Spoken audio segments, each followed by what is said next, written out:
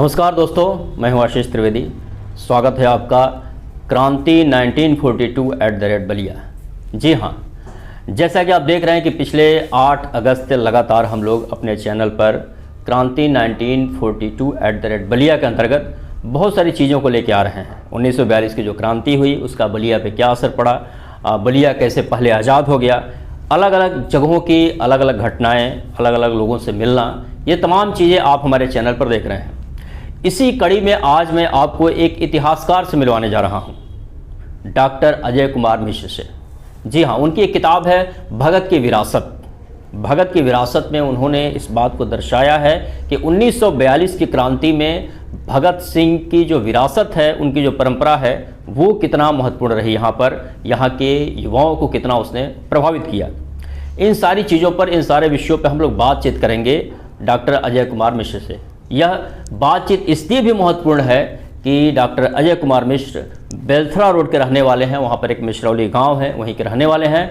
और पारसनाथ मिश्र, जो कि 1942 की क्रांति में बड़ी भूमिका थी उनकी, बेलथरा रोड से लेकर के बलिया तक एक मुहिम चलाया उन्होंने, और उस आंदोलन के एक महत्वपूर्ण कड़ी थे पारसनाथ मिश्र। उन्हीं के आप लड़के हैं डॉक्टर अजय कुमार मिश्र। उनसे हम बातचीत करेंगे और सीधे सीधे हम ले चल रहे हैं डॉक्टर अजय कुमार मिश्र के पास आपको, और उनसे हम ये सवाल करेंगे कि इतिहास को हम क्यों जानें, इतिहास हम क्यों पढ़ें।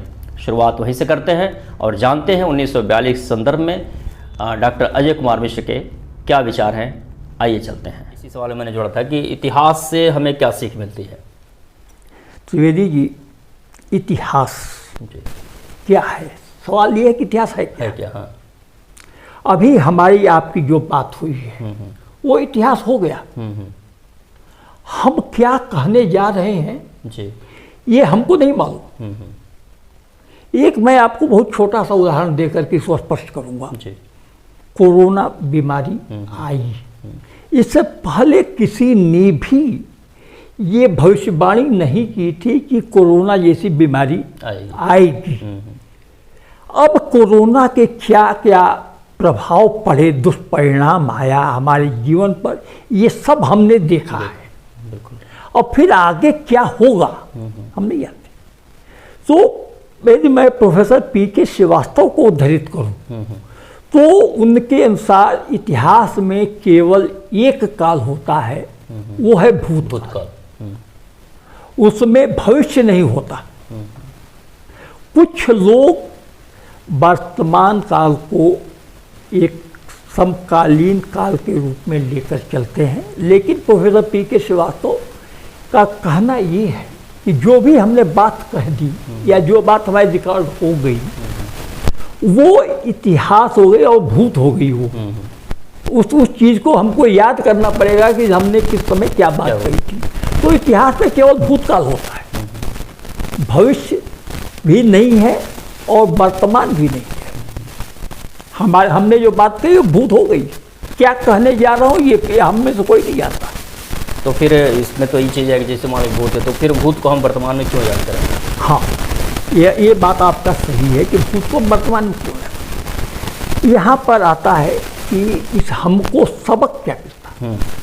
इतिहास पढ़ने का सबसे बड़ा कारण ये है कि इतिहास में घटित घटनाओं से हमको शिक्षा लेनी है कि ये जो घटनाएं घटित हुई जी, उन घटनाओं के पीछे क्या कारण थे, वो घटनाएं कैसे घटित हुई और उसका क्या प्रभाव पड़ा।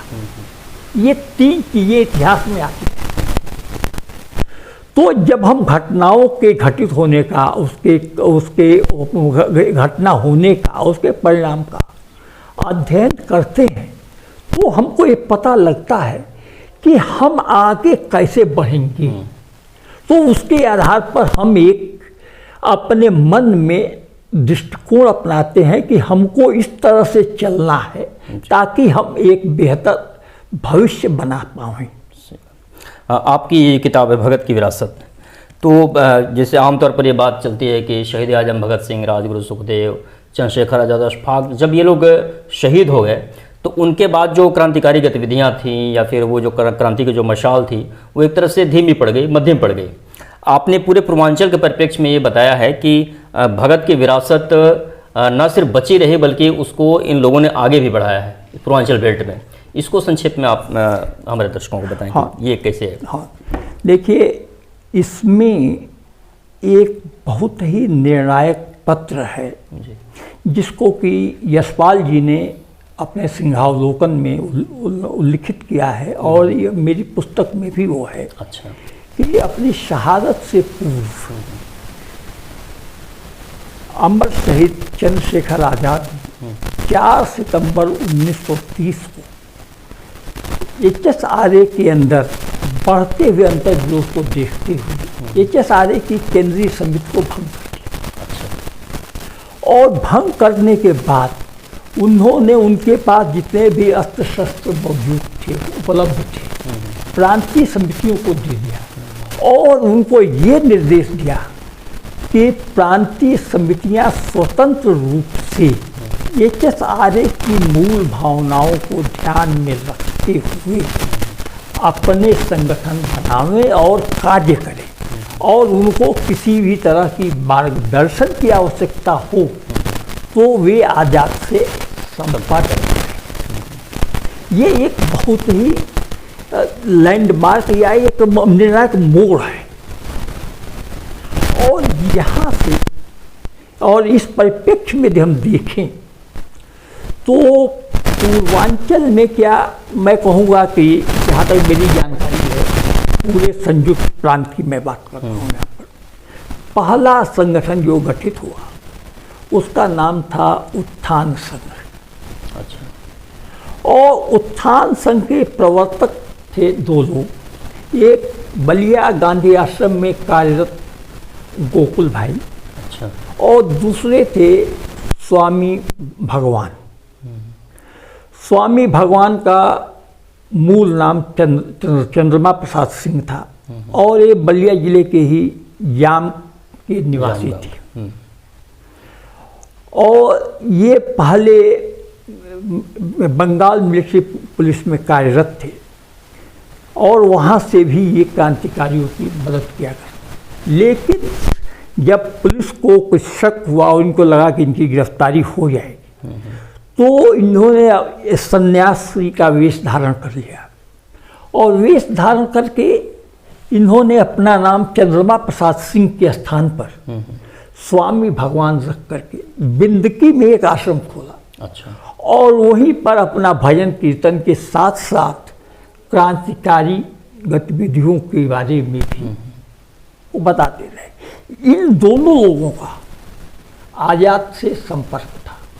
गोकुल भाई बनारस के निवासी थे और आज़ाद बनारस में ही आज़ाद बने। चंद्रशेखर तिवारी से चंद्रशेखर आज़ाद बनारस में ही वो बने। वहाँ से गोकुल भाई से चंद्रशेखर आज़ाद से संपर्क था। दूसरा संपर्क स्वामी भगवान का, चूँकि बिंदकी में रहते थे और आज़ाद का अपना जो उनका जीवन था, जीवन शैली ऐसी थी कि उनको हमेशा फरारी जीवन में रहना पड़ता था।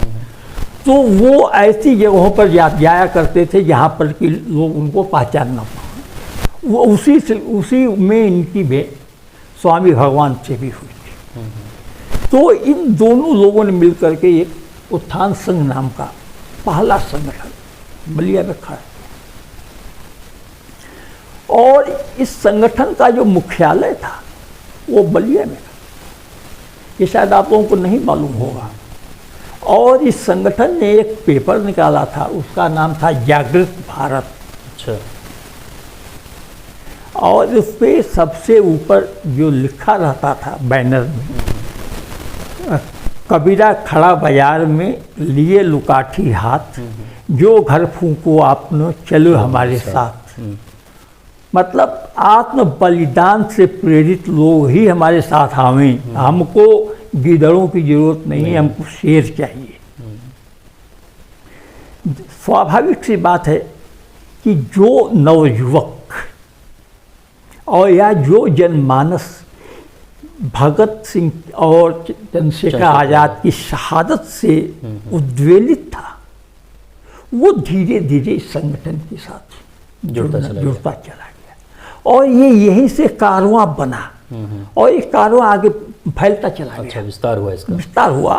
बाद में इसमें कई निर्णायक मोड़ आए, जिसमें उत्थान संघ को विघटित करना पड़ा। फिर उसके बाद से इसमें झारखंडे राय, जो कि कम्युनिस्ट पार्टी के सांसद भी रहे हैं यहाँ पे, उन्होंने HSRA का पुनर्गठन किया था। उसके अलावा बलिया जिले की यदि हम विशेष तौर से बात करें जी।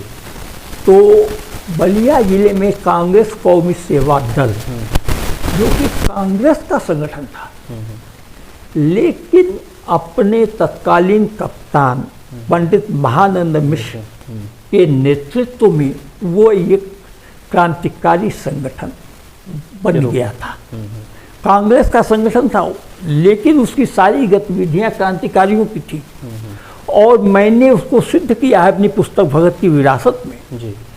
कि जो कांग्रेस के उसूल थे उनको छोड़ते हुए बलिया जिले में कांग्रेस कौमी सेवा दल ने एक क्रांतिकारी संगठन के रूप में कार्य किया। ये उसकी पूरी पृष्ठभूमि रही है। हाँ, ये सारी चीज़ें। हाँ। अच्छा, अब ये अब जब बलिया की बात हो रही है, हाँ। तो फिर हम आते हैं 1942 की क्रांति पर। तो 1942 की जैसे गांधी जी ने जो वहाँ से शुरू किया महाराष्ट्र से, वो चीज़ें उनके बयान आया, उसके बाद फिर पूरे देश में जो शुरू हुआ।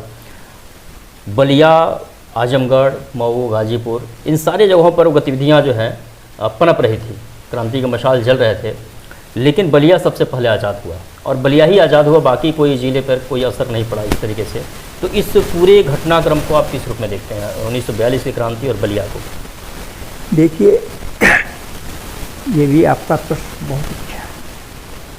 और प्रश्न अच्छा इसलिए है कि यदि राष्ट्रीय स्तर के परिप्रेक्ष्य में हम देखें जी। तो गांधी जी का दो नारा था, करो या मरो, डू और डाई, ये, और अंग्रेजों भारत छोड़ो, ये दो नारा था।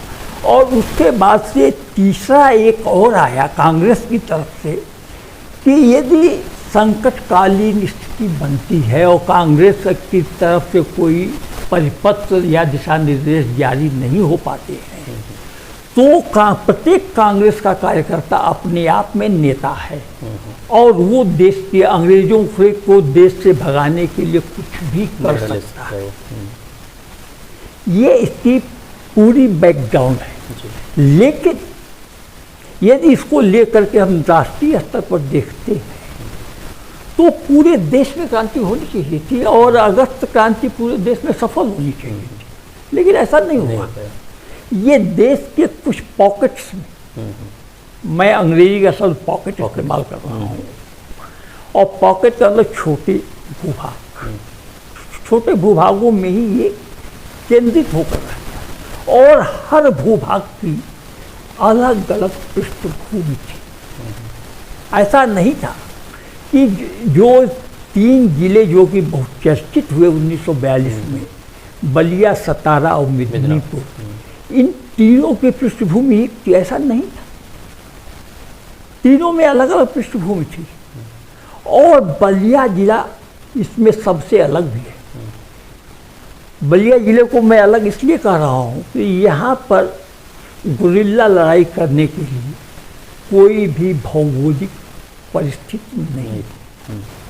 न तो यहाँ पर कोई पहाड़ से हैं, न तो ठेना है, न जंगल है, केवल गंगा और घाघरा जैसी प्रलयकारी नदियाँ हैं। तो उन नदियों से केवल एक ही सुरक्षा मिलती है बलिया जिले को कि दूसरी जगहों से आने वाले लोग बलिया में उस समय जब साधन नहीं थे, संसाधन नहीं थे, लोग आ नहीं सकते थे। उसको छोड़ करके बलिया में कुछ भी नहीं ऐसा था जिससे कि ये सफल होता।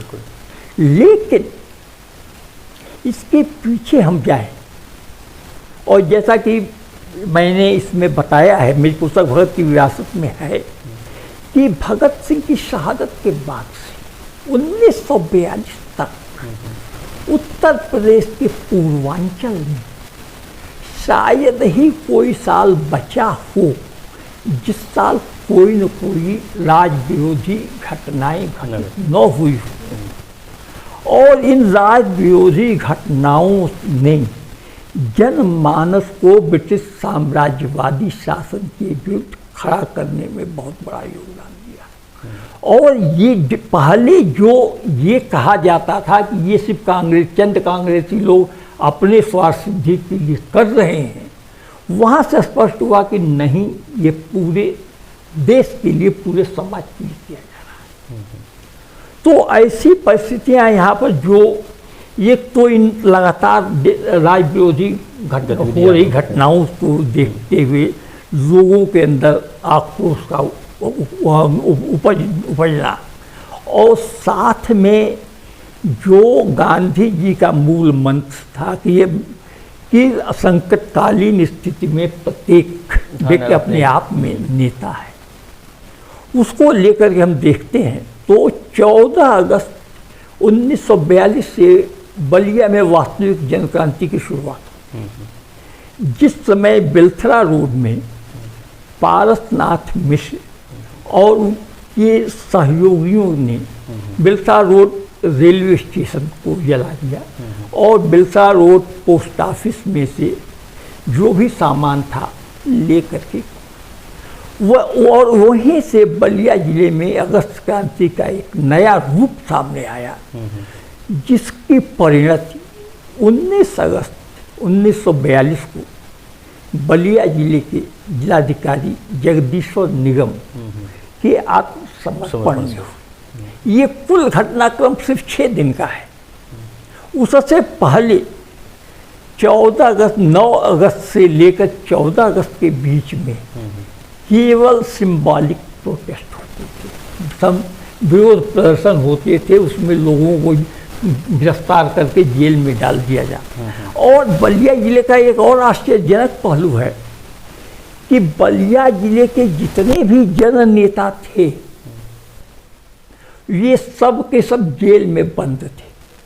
हाँ, ये बड़ी बात थी कि उनके जेल में बंद रहते हुए इस तरीके से चीज़ें आई। अभी जेल में बंद होने के बाद ऐसी जो इस तरह की जो घटनाएं घटित हुई, इसमें सबसे बड़ा योगदान रहा कांग्रेस कौमी सेवा दल के स्वयं सेवकों का, जिनको कि प्रशिक्षण दिया गया था इस चीज़ के लिए कि वो किसी भी परिस्थिति का सामना करने को तैयार रहे। और यहाँ तक कि जैसा कि मुझको कांग्रेस कौमी सेवा दल के तत्कालीन उप कप्तान श्री विश्वनाथ चौबे ने बताया था कि वहाँ पर समानांतर इनके प्रशिक्षण शिविरों में समानांतर सरकार और समाजवादी सरकार चलाने की भी व्यवस्था का प्रशिक्षण दिया गया, गुरिल्ला वार का भी प्रशिक्षण दिया गया। तो इनको लेकर के मैं कहता हूँ कि कांग्रेस कौमी सेवा दल एक कांग्रेस का संगठन होने के बाद भी एक क्रांतिकारी संगठन था। अब आप देखिए आश्चर्यजनक पहलू, महानंद जी 4 जुलाई को गिरफ्तार होते हैं, विश्वनाथ चौबे 9 अगस्त को गिरफ्तार हुए, जिले के कप्तान और उप कप्तान दोनों जेल में बंद, पंडित चित्तू पांडे जेल में बंद, ठाकुर प्रसिद्ध नारायण सिंह जेल में बंद, बाबू मुरली मनोहर जेल में बंद, सब के सब नेता जेल में बंद। और बलिया जिले में हर जगह ब्रिटिश साम्राज्य को नष्ट किया गया। बिल्कुल, बहुत हर जगह से क्रांतिकारी गतिविधियाँ जो उठ रही थी उठी, और उसकी परिणति ये हुई कि जब हर जगह कब्जा करने के बाद पूरा जनसमूह जब 19 अगस्त को बलिया में पहुंचा, तो बलिया के जिलाधिकारी के पास जो सरकारी मैसेज आया था, ऑर्डर आया था कि डील टैक्टफुली, अपने सुविधा के अनुसार युक्तिपूर्वक इसको देखें। तो उसको देखते उनके पास कोई और चारा बचा ही नहीं था कि वो आत्मसमर्पण न करे। और उन्होंने जो पंडित चित्तू पांडे को चिट्ठी लिखी, जिसको कि श्री देवांश उपाध्याय ने उद्धृत किया है, वो चिट्ठी ये लिखी कि रेलवे लाइन के दक्षिण तरफ का भूभाग आप देखें और उत्तर तरफ का हम देखेंगे। अब आप लोग बलिया शहर के ही रहने वाले हैं, तो आप लोग अच्छी तरह से जानते हैं कि बलिया शहर के दक्षिण तरफ क्या है और बलिया शहर के उत्तर तरफ क्या है। जी, एक चीज़ ये पूरे बातचीत से एक चीज़ निकल करके आई कि जो 1942 की क्रांति जो हुई बलिया में, वो अनायास नहीं थी, बल्कि पूरी एक घटनाक्रम और पूरी एक पृष्ठभूमि रही उसकी। और उसका परिणाम हुआ कि बलिया जो है सबसे पहले आज़ाद हुआ। एक चीज़, कुछ छोटे छोटे क्वेश्चन और मैं लेना चाहूँगा जी। एक चीज़ मैं यहाँ पर और बोलना चाहूँगा जी कि ब्रिटिश जिलाधिकारी के आत्मसमर्पण से बलिया का नाम स्वर्णाक्षरों में अंकित तो हुआ, लेकिन हमारे पड़ोसी जिले गाजीपुर के बारे में जो सरकार ने भी कहा है और हर जगह रिपोर्टिंग भी है कि गाजीपुर के 10 में से 9 थानों पर जनता का राज था। केवल गाजीपुर कोतवाली थाना ही बचा हुआ था यहाँ पर कि गाजीपुर के डीएम और कलेक्टर सब लोग थे, उसको छोड़ करके पूरे गाजीपुर जिले में जनता का शासन था। तो ये बलिया में चूंकि जिलाधिकारी ने आत्मसमर्पण कर दिया, इसलिए बलिया हाईलाइट हुआ। और जिलाधिकारी का मतलब ब्रिटिश सत्ता, बिल्कुल ब्रिटिश सत्ता ने वहाँ पे आत्मसमर्पण किया है। गाजीपुर में ब्रिटिश सत्ता आत्मसमर्पण इसलिए नहीं कर पाई कि गाजीपुर के जितने भी मूर्धन्य क्रांतिकारी थे या कांग्रेसी नेता थे, कांग्रेस पब्बर राम, बेनी माधव राय, बाल रूप शर्मा, राजनाथ सिंह, ये सब के सब विभिन्न ट्रेन डकैतियों में जेल में बंद थे। यदि ये लोग बाहर होते तो हो सकता था कि बलिया जैसी परिस्थिति गाजीपुर में भी आज हो सकती थी। बिल्कुल, ये बड़ी बात है। और अब एक क्वेश्चन मैं ये लेना चाहता हूँ आपसे कि उस दौर में जो शहीद हुए लोग या फिर जो आपस में उन लोगों का जो सामंजस्य था, तो एक आज़ादी के साथ साथ एक सामाजिक सरोकार भी था उन लोगों के बीच में, एक आपसी सौहार्द भी था। वो चीज़ें अब नज़र नहीं आती हैं, क्योंकि जब हम जैसे अभी तो कुछ देर पहले हम लोगों ने कहा कि इतिहास को हम क्यों याद करें, तो इतिहास से हम कुछ सीख लेते हैं उन घटनाओं को जब हम याद करते हैं। तो उस दौर को जब हम याद करें और आज का जो दौर है, तो उस दौर को आज जब हम याद करते हैं तो किस रूप में आप देखते हैं कि आज जो आपसी वैमनस्य और तमाम चीज़ें इस तरीके से बढ़ती चली जा रही है और सामाजिक सरोकार ख़त्म होता चला जा रहा है, जिन सामाजिक सरोकारों को लेकर के उन लोगों ने अपनी शहादतें दी और देश को आज़ाद कराया, तो इसको आप किस संदर्भ में देखते हैं? देखिए, ये प्रश्न आज की वर्तमान परिवेश में जी बहुत ही समीचीन है। पहले मतभेद थे, मनभेद नहीं था। आज मतभेद मनभेद में बदल चुके हैं और यहाँ पर मतभेदों की जगह पर व्यक्तिगत दुश्मनी निकाली जा रही है, जिससे कि हमारे लोकतंत्र पर और हमारे सामाजिक जीवन और सरोकार पर बहुत बड़ा खतरा उत्पन्न हो गया है। आज स्थिति ये बन गई है कि हम विरोध में, किसी के भी विरोध में कुछ भी बात हम नहीं कर सकते। कहने का मतलब है कि उस जो व्यक्ति कह रहा है या जो व्यक्ति टिप्पणी कर रहा है उसको जान से कब हाथ धोना पड़ जाए, दुश्मनी पे बात आ जा रही है। सीधे सीधे व्यक्ति दुश्मनी। अभी जैसे इसके साक्षात्कार से पहले एक हम लोग बात कर रहे थे, तो उसमें पंडित चित्तू पांडे का उल्लेख आया था कि युवा या जो युवा खून था, उससे पंडित चित्तू पांडे से राजनीतिक मतभेद थे, जिसका कि खुलासा बलिया के टाउन हॉल के मैदान में विश्वनाथ चौबे ने स्वयं कर दिया था कि चित्तू पांडे से माइक छीन करके उन्होंने कह दिया कि आप लोगों को कहीं जाने की आवश्यकता नहीं है, आप लोग जिस काम से आए हैं वो काम कीजिए। यहाँ पर उनका मतभेद था। लेकिन फरारी की हालत में जब ये 4 लोग, पंडित चित्तू पांडे, महानंद मिश्र, विश्वनाथ चौबे और पारसनाथ, एक साथ उजियार से बिहार में बक्सर जाने के लिए गंगा पार कर रहे थे, तो किन्हीं कारणों से उनकी नाव एक दलदल में फंस गई और उस दलदल में सबसे दुबले पतले से विश्वनाथ चौबे थे, सबसे पहले वो निकले। उसके बाद पारसनाथ जी थे, वो निकले। फिर महानंद जी निकले और पंडित चित्तू पांडे धीरे धीरे कमर तक दलदल में फंस गए। और उन्होंने इन लोगों से कहा कि भाई मेरे एक ही लड़के हैं मधुसूदन, तुम लोग उनकी जाकर के देखभाल करना, और हमको हमारा अंतिम समय आ गया है, अब हमको यहीं पर प्राण समय हो जाएगा। लेकिन इन लोगों ने उस मतभेद को छोड़कर अपनी जान पर खेलकर पंडित चित्तू पांडे को निकाला और उनको सकुशल उनके गंतव्य स्थान पर जाने के लिए उचित व्यवस्था भी की। तो इससे हमको सीख लेनी चाहिए कि हमारे राजनीतिक मतभेद आपसी मनभेद में न लिए जाएं, और इतिहास का ये सबसे बड़ा लेसन है, ये इतिहास से शिक्षा है। जो मैं बार बार कहता हूँ कि इतिहास से शिक्षा लेनी चाहिए। इतिहास से ये सबसे बड़ी शिक्षा इतिहास और क्या दे सकता है। और जो कि हमारे बलिया जिले की घटना है, कहीं और की घटना होती हाँ तो और बात तो ये अतिशयोक्ति में आ सकता था, लेकिन इससे अच्छी बात और क्या हो सकती है, और क्या हो सकती है। सही बात है। और सर अब से एक आखिरी सवाल कि जो हमारी नई पीढ़ी है उससे आप क्या कहना चाहते हैं?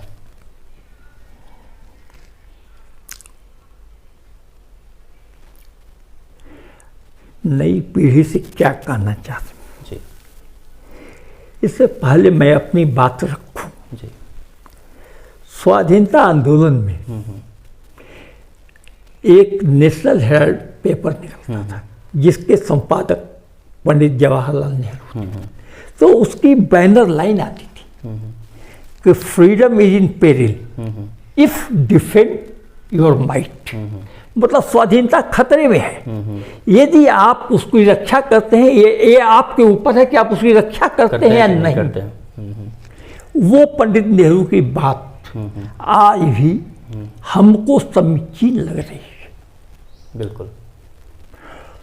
मैं इससे ज़्यादा नहीं कहूँगा, क्योंकि आज भी हमारी स्वतंत्रता खतरे में है। हम स्वतंत्रता की रक्षा कैसे करेंगे ये हमको सोचना है। एक विडंबना है यहाँ पर और कटु सत्य है कि पहले हिंदुस्तान था, आज हिंदुस्तान नहीं है। आज हम धर्म में बटे हुए हैं, जाति में बटे हुए हैं, उसके बाद से ऊंच नीच में बटे हुए हैं, हम चारों तरफ बटे हुए हैं। तो ऐसी स्थिति में हम अपनी रक्षा नहीं कर पाएंगे। हमको पहले एकजुट होकर के उन ताकतों को देखना पड़ेगा जो कि हमको नष्ट करने पे तुली हुई हैं, जो हमारी सभ्यता और संस्कृति को नष्ट कर रही हैं। और इसमें शिक्षा, जिसको कि आजकल मार्केट बेस्ड शिक्षा हो गई है कि केवल नौकरी करने के लिए शिक्षा है, इसमें भी हम मूलभूत परिवर्तन करना पड़ेगा। बच्चों को अपने अतीत को जानना पड़ेगा। भविष्य जो ये पंडित पोंगे पंडित बताते हैं, भविष्य कुछ भी नहीं है। भविष्य वही है कि यदि हम आम का बीज बोएंगे तो हम आम का फल खाएंगे, बबूल का बोएंगे तो हम बबूल काटेंगे। ये मैं युवा पीढ़ी से केवल यही अपेक्षा करूँगा कि उनको भारतीयता को बचाना है, भारतीय अस्मिता को बचाना है, किसी एक व्यक्ति विशेष को नहीं बचाना है। बिल्कुल। और साथ में जो हमारी लड़ाई भारतीय मुक्ति संघर्ष में हमारे पुरखों ने लड़ी, अपनी कुर्बानी दी, अपनी शहादत दी, जेलों की यातनाएं सही, उनको याद करते हुए हम आगे बढ़े।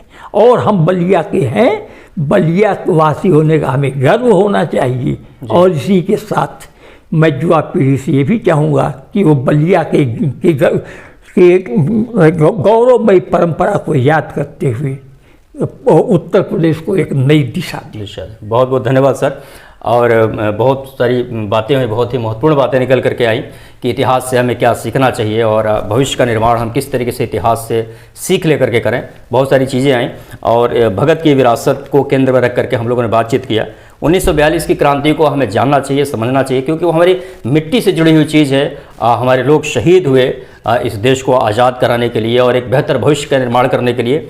सर आपने समय दिया, इसके लिए बहुत बहुत धन्यवाद आपका। और दर्शकों, हमारा ये कार्यक्रम कैसा लग रहा है हमें आप ज़रूर बताएं। बहुत बहुत धन्यवाद। मिलते हैं फिर अगले सप्ताह।